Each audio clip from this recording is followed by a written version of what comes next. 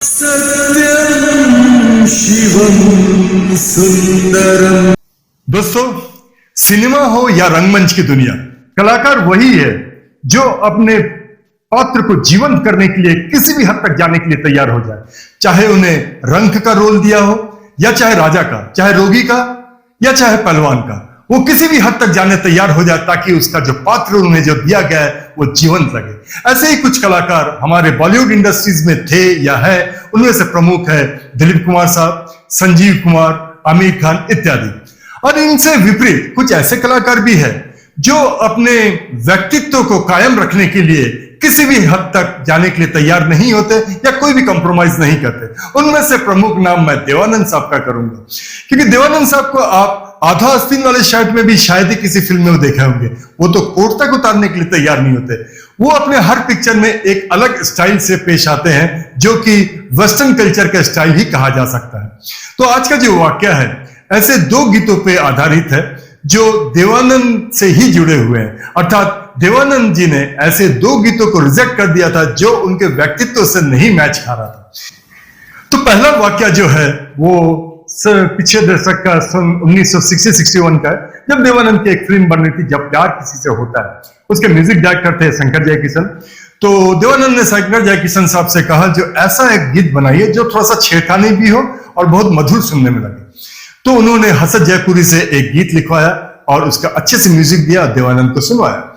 लेकिन देवानंद से सुनते ही बोल दिया, ये मेरे पर्सनालिटी को मैच नहीं खाता है, आप दूसरा कोई सीरियस टाइप का गाना बनाइए। अर्थात वो गाना उन्हें पसंद नहीं आता है और थोड़ा इतना ज्यादा भी छेड़खानी नहीं, थोड़ा सा सीरियस ढंग के गाना बनाने के लिए उसको हुक्म देते हैं। शंकर जयकिशन बड़े मायूस हो जाते हैं। खैर, वो दूसरे गाना तो उनके लिए बना देते, लेकिन ये गाना जो उन्होंने बनाया था फिल्म के लिए वो डब्बे में बंद रह जाता है। फिर वो क्या करे, उनके प्रसिद्ध, उनके जो सबसे पसंदीदा जो नायक थे शम्मी कपूर को वो एक दिन सुनाते हैं कि ये गाने को तुम किसी फिल्म में इस्तेमाल करो। शम्मी कपूर जब इस गाने को सुनते हैं वो बड़े खुश हो जाते हैं, क्योंकि उन्हें ऐसे ही धुन पसंद है। उन्होंने तुरंत, एक फिल्म उनकी चल रही थी ब्लॉकबस्टर, उनके डायरेक्टर प्रोड्यूसर से बात करते जो इस गाने को इस फिल्म में जगह दे दी जाए। लेकिन ब्लॉकबस्टर जो था वो एक लो बजट की फिल्म थी, उसमें इसका चांस नहीं बनता। अर्थात उन्होंने कह देता जो हमारे पास बजट नहीं है इस फिल्म को लेने के लिए। तब और क्या करे, शंकर जयकिशन भी चुप हो जाते हैं। लेकिन शम्मी कपूर कहते हैं जो तुम फिक्र मत करो, इस गीत को मैं किसी न किसी मेरे फिल्म में जगह जरूर दूंगा। उसके कुछ वर्ष बाद शम्मी कपूर को एक फिल्म ऑफर होती है जिसका नाम ब्रह्मचारी।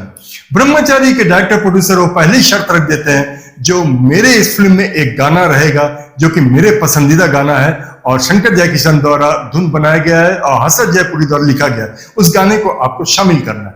तो उस फिल्म के प्रोड्यूसर डायरेक्टर गाने को सुनते हैं, उन्हें भी ये गाना बहुत पसंद आ जाता है और वो ब्रह्मचारी फिल्म में इसको डाल देते हैं और ये फिल्म में ये गाना बहुत बहुत बहुत हिट होता है। सुनिए। आजकल तेरे मेरे प्यार के चर्चे हर जबान पर, सबको मालूम है और सबको खबर हो गई। है ना मजेदार गाना।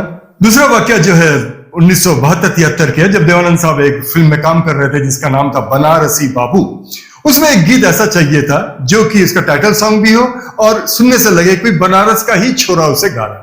आप तो जानते ही हैं 70 या 80 के दशक में जो बनारस की जो छवि थी वो आधा ग्रामीण और आधा शहरी थी। तो कल्याण जी आनंद जी भाई इस बार इसके म्यूजिक डायरेक्टर थे। उन्होंने एक बहुत अच्छा धुन बना के देवानंद साहब को सुनाते हैं और उसके गीत के कुछ बोल भी उन्हें सुनाते हैं, इस टाइप का इसका बोल होगा। लेकिन देवानंद साहब आदत से मजबूर सुनते ही बोल देते, ये मेरे पर्सनालिटी को मैच नहीं खा रहा है।